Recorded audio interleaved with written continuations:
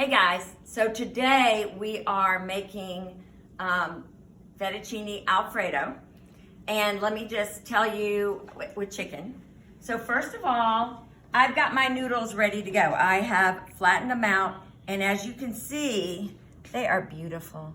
They're nice and flat.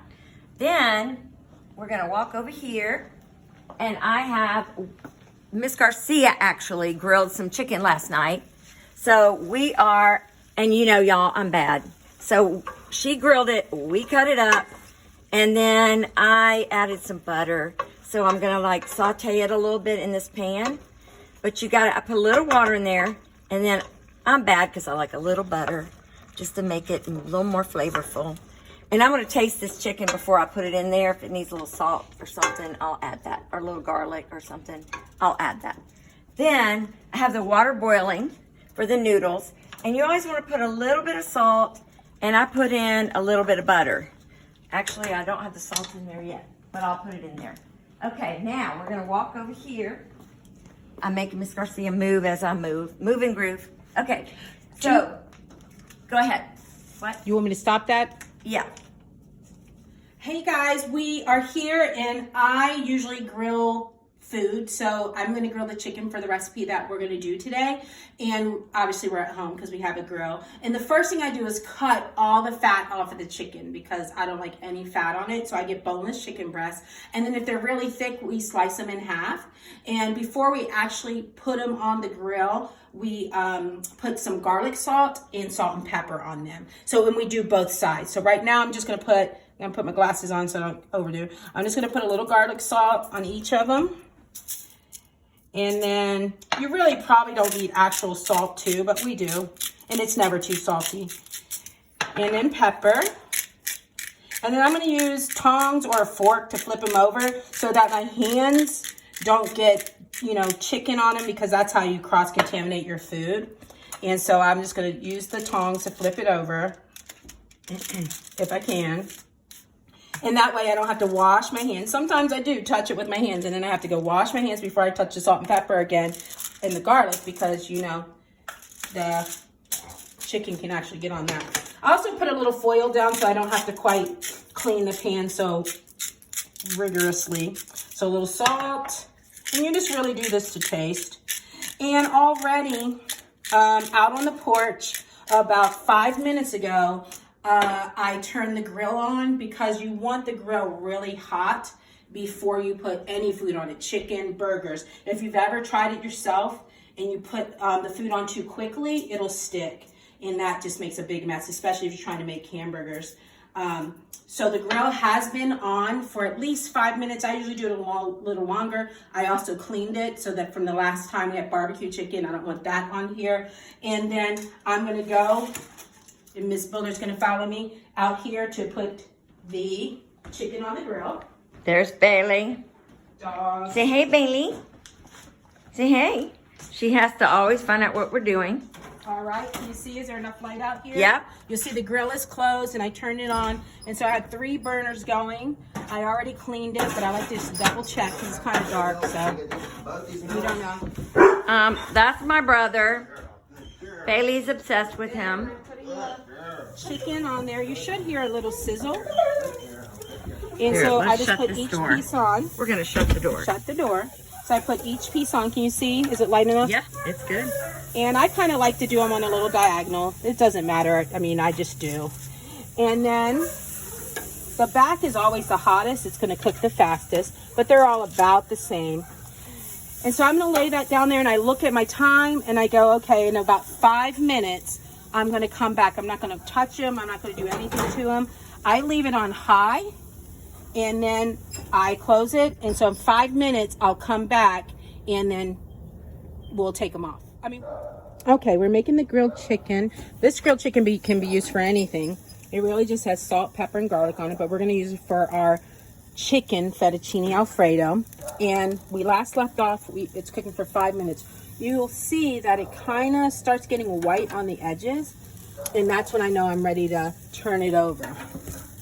If it sticks, it's just that your grill wasn't quite hot enough. But you should see some little grill lines.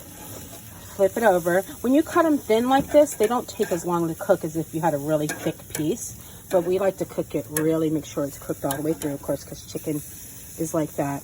And so now, same thing. Gonna cook those for about 5 minutes. And then I'll turn it down to medium.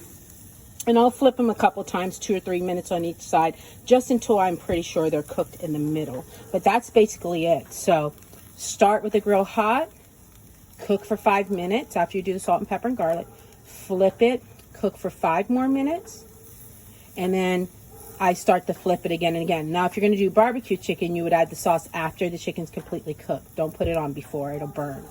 But this is how you grill chicken. Okay. Now that you saw Miss Garcia grilling grilled chicken at our house, I'm going to show you how to make the best homemade Alfredo sauce. It's funny because the internet always says the best in the world. So I thought, we'll try this. I've never had it, but looking at the ingredients, it looks pretty good. So it calls for, I'm going to double the recipe. So it calls for 1/2 cup of butter. So as you know, 2 sticks is 1/2 cup. So I'm going to put 4 sticks because we're going to double it. Because I think we're going to share it with a lot of teachers today. Okay, and then it says, number 1, add the butter and the cream to a large skillet. Well, I like to have a large pot just because I don't want anything bubbling over. So I'm going to add the cream. So this calls for 1.5 cups of cream, but I'm doubling it. So 1/2 plus 1/2 is 3 cups. I am 1 1/2 plus 1 1/2. Uh-oh. Do we need to start over? No. Okay. Because it's just, you just... Wait, what did I say? You said 1/2 plus 1/2 equals 3 cups. Yikes, and I was a math It's teacher. okay. We all make mistakes. Yes. All right, now it says, now the thing is, it does say to simmer. So it says simmer over low heat for 2 minutes. You do not want to boil this ever, okay? Because it's milk, so, and butter. So you always want to, it says low. It may seem like it takes forever, but you need to be patient and let it, So what do you put it on, 2 or 3? I put it on, let's try it. It doesn't seem warm enough. So I'm going to move the pot. It is hot. Yeah, Yeah, maybe 2 maybe or it could 3 be a to little- start, but you got to watch it. Yeah, you got to watch it. And then turn And it down keep to low. stirring it. Don't do what I do and then go play with my dog or whatever and forget that I got something on the stove. Okay, so we'll be back in a minute. Okay. All right, so while we're waiting on the cream and the butter, we are going to, I'm going to show you guys how you make the fettuccine noodles. Now, we flattened all these out, and you can do that with a rolling pin, but I did it with my little pasta maker.